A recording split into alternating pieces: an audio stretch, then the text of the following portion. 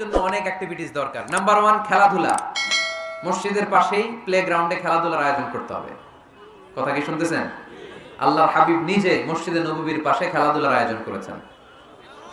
সুবহানাল্লাহ নাই? সহিহ বুখারীর হাদিস, ঈদের দিন মসজিদে নববীর পাশে বনু আরফিদা গোত্রের লোকেরা তীর দিয়ে খেলা শুরু করলো। বিশ্বনবী দেখতে আরম্ভ করলো। আম্মাজান আয়েশা বায়না ধরলেন, আমিও দেখবো। বিষ্ণু ইসা ইসলাম আম্মাজানকে কাঁধে তুলে পর্দা সরাইয়া দেখাইতে লাগলেন। আর খেলা দেখতে দেখতে বিষ্ণু ইসা ইসলাম নিজেই আনন্দিত হয়ে গেলেন। আমরা অনেক সময় হয় না, গোল দেওয়ার আগে আমরাই নড়ে চড়ে উঠি, এইভাবে গোল করে উঠি, এইভাবে গোল গোল গোল গোল গোল গোল, লাফায় না এরকম?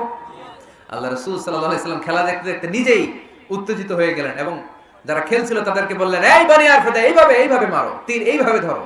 সুবহানাল্লাহ পড়েন। তো মসজিদের পাশে যদি খেলার ব্যবস্থা থাকে, বিকেল বেলা খেলার পরে ওরা কি মসজিদে ঢুকবে না? অ্যাক্টিভিটিস নাই, এজন্য খেলার পরে চলে যায়, দুম্মা চলে দুম। মসজিদের সাথে সম্পর্ক। ফ্রি ফায়ার গেমস খেলা যাবে কিনা?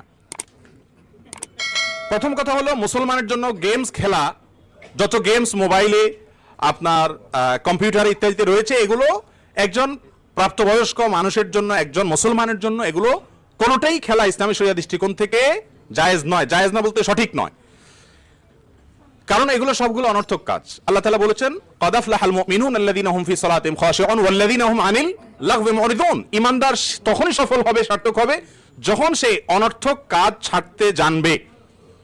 এই সমস্ত গেমস গুলো, এগুলো অনর্থক কাজ। আপনি বলবেন আজকাল গেমস খেলে পয়সা কামানো যায়, তাহলে অনর্থক হলো না?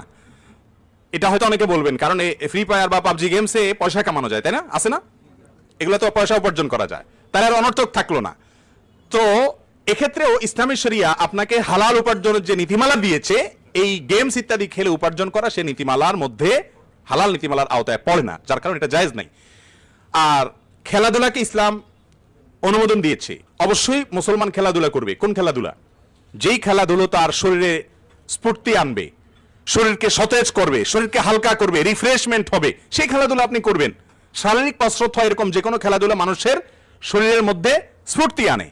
পক্ষান্তরে এই লুডু বলেন, ক্যারাম বলেন, তাস বলেন, অথবা অনলাইনে যে সমস্ত গেমসগুলো পাওয়া যায়, এগুলো যদি খেলে মানুষ, তাহলে শরীরের মধ্যে স্থূলতা তৈরি হয়। ঠিক না ভাই? ঠিক। আরো মানুষের মনটা ভার হয়ে যায়। আমরাও তো ছোটবেলায় লুডু টুডু খেলছি। আপনি বলবেন যে জানছেন কিভাবে? টুকটাক তো খেলছি, এমন তো না, না খেলছি এমন না, তো খেলছি। তো লুডু খেলার পরে বা এই জাতীয় গেমস টেমস এগুলো খেলার পরে দেখবেন ব্রেইনটা আরো ভার হয়ে যাচ্ছে। রিফ্রেশমেন্ট তো দূরের কথা, পেরেশানি লাগে, হতাশা লাগে। কিন্তু আপনি একটু ফুটবল খেলে আসেন, একটু আপনি ক্রিকেট খেলে আসেন, একটু দৌড়াদৌড়ি করে আসেন, দেখবেন যে শরীরটা পাতলা হয়ে গেছে, তাই না? এই জন্য শারীরিক কসরত হয় এমন খেলাকে ইসলাম সমর্থন করে। আর বসে বসে স্থূলতা বাড়বে, আরো স্ফূর্তি নষ্ট করবে, মন মেজাজ নষ্ট করে দিবে, খিটখিটে হবে, এরকম খেলা ইসলাম সমর্থন করে না। যার কারণে এই সমস্ত খেলাগুলো অনুচিত এবং নাজায়েজ, কারাহাত থেকে